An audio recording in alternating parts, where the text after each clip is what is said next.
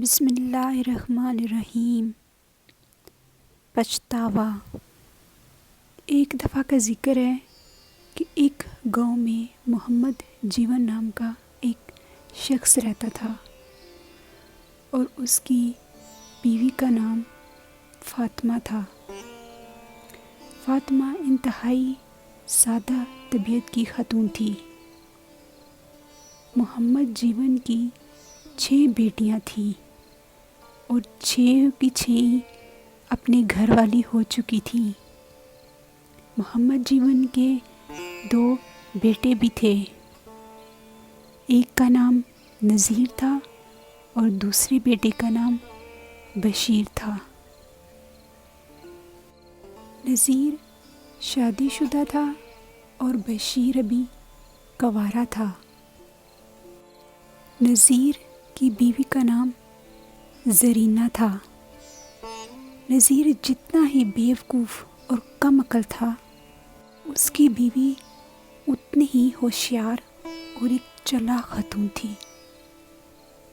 زرینہ نے نذیر کے سارے گھر کا کنٹرول اپنے ہاتھ میں لیا ہوا تھا، یہاں تک کہ اپنے ساس سسر اور اپنے دیور کو بھی وہی کنٹرول کرتی تھی، اور گھر میں وہ کچھ ہی ہوتا تھا جو وہ چاہتی تھی۔ اور ایک دفعہ زرینہ کے ساس سسر نے زرینہ کو کہا کہ وہ اب چھوٹی بیٹی کی شادی کرنا چاہتے ہیں، اس لیے رشتہ ڈھونڈنے کی ذمہ داری وہ زرینہ پہ چھوڑتے ہیں۔ یہ سنتے ہی زرینہ تو گہری سوچ میں پڑ گئی، کئی شک و شبہات اس کے دماغ میں آنے لگے۔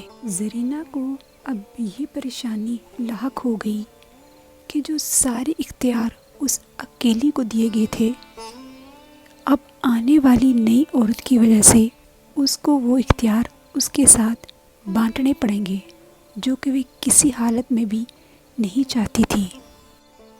اب وہ دن رات اس مسئلے کا حل ڈھونڈنے لگی اور آخر کار اسے اپنی بہن اس مسئلے کا حل نظر آئی۔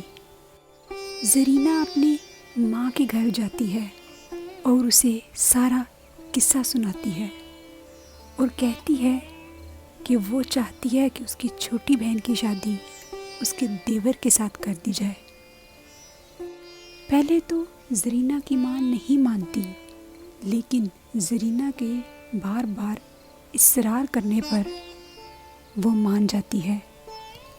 بالآخر زرینہ کی چھوٹی بہن کی شادی اس کے دیور کے ساتھ کر دی جاتی ہے۔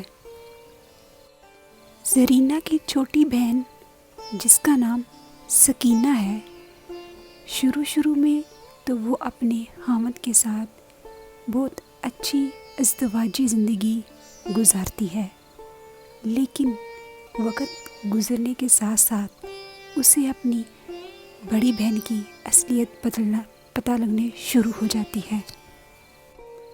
زرینہ کو تو اپنی دیورانی کی شکل میں ایک نوکرانی چاہیے تھی، اور اس نے وہی اپنی بہن کے ساتھ کیا۔ اپنی ہی بہن کی دن بدن بدلتی ہوئی حرکتوں کی وجہ سے سکینہ پریشان رہنے لگی، اور اس کی مشکل یہ بھی تھی کہ وہ اپنی پریشانی نہ تو مہکے ظاہر کر سکتی تھی اور نہ ہی سسرال، کیونکہ زرینہ کی حکومت جہاں اپنے سسرال میں بھی تھی، ویسے ہی اپنے میکے میں بھی تھی۔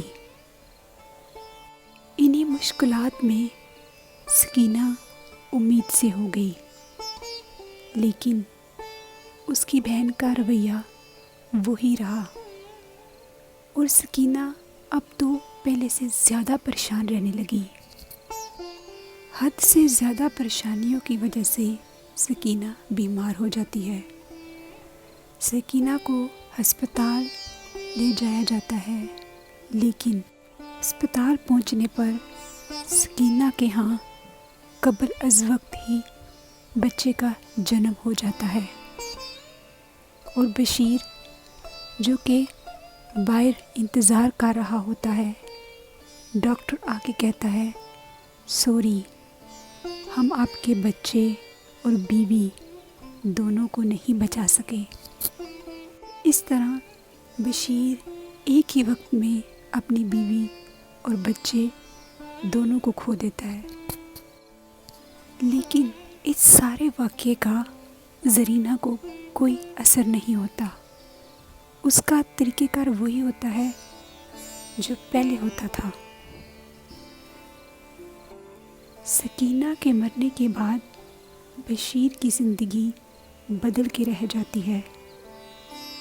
بھابھی کی غلامی تو اس کو پہلے بھی کرنی پڑتی تھی، لیکن اب زرینہ اسے اٹھتے بیٹھتے اپنی بہن کے موت کا ذمہ دار قرار دیتے ہوئے تانے دیتی رہتی ہے، اور پھر اسی طرح بشیر کو باقی زندگی اپنی بھابھی اور بھائی کی غلامی میں رہنا پڑتا ہے، اور کہیں نہ کہیں اسے اپنی غلطی کا احساس بھی ہوتا ہے۔ وہ اپنے حق کے لیے تو ساری زندگی نہیں بول پایا۔ وہ سوچتا ہے کاش میں اپنی بیوی کے حق کے لیے بولتا تو آج میری زندگی بہت بہتر ہوتی۔ اب وہ صرف کاش ہی کہہ سکتا تھا، کیونکہ وقت تو گزر چکا تھا، اور گزرا وقت کسی کے ہاتھ نہیں آتا۔